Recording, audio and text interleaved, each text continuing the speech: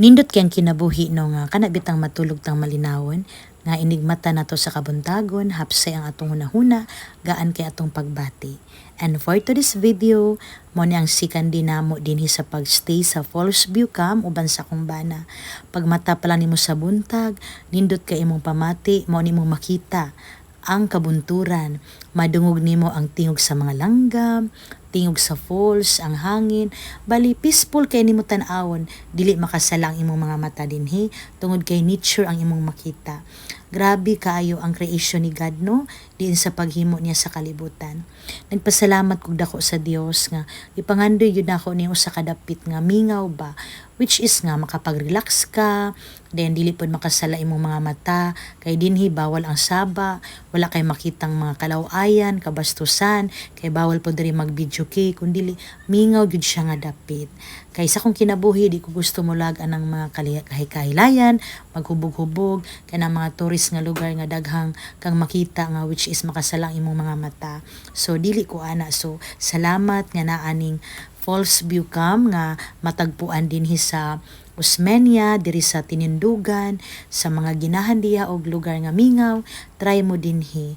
Magpabook lang yun mo daan kay pulibo kanunay dinhi kay ang ilang magong mga room dinhi gamay pala ang ilang nahimo mo nang dali kay siya mapulibok ilabi na pag weekend, pero sulit yung kay isuon, very affordable ra usab.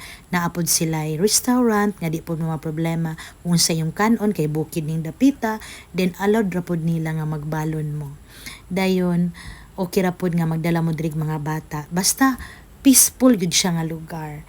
Mo nang glory to God nga pinagkaloob niya ning dapita og dinhi nalipay kayo ang akong kasing-kasing gunahuna nga bisan sa simpleng hiling lamang nako sa Ginoo iya yung gihatag. Muna isuon dili gyud ta magtinapulan sa paghimog maayo ilabi na sa pagmahal sa Ginoo.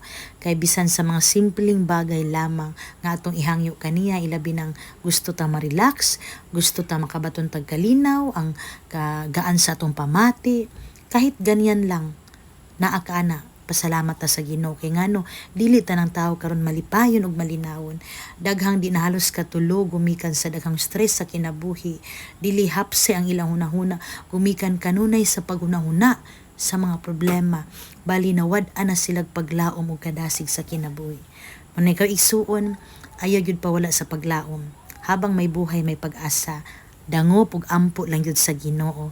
Dayon kung kaya nimo nga makasuroy-suroy karon ma-relax ka, buhata isuon kay makatabang usab ng imong mga mata malingaw, basta dili lang pud tong lingaw-lingaw nga pagpakasala. Dayon naaday free nga breakfast sila daanhi, gi-deliver na among pagkaon.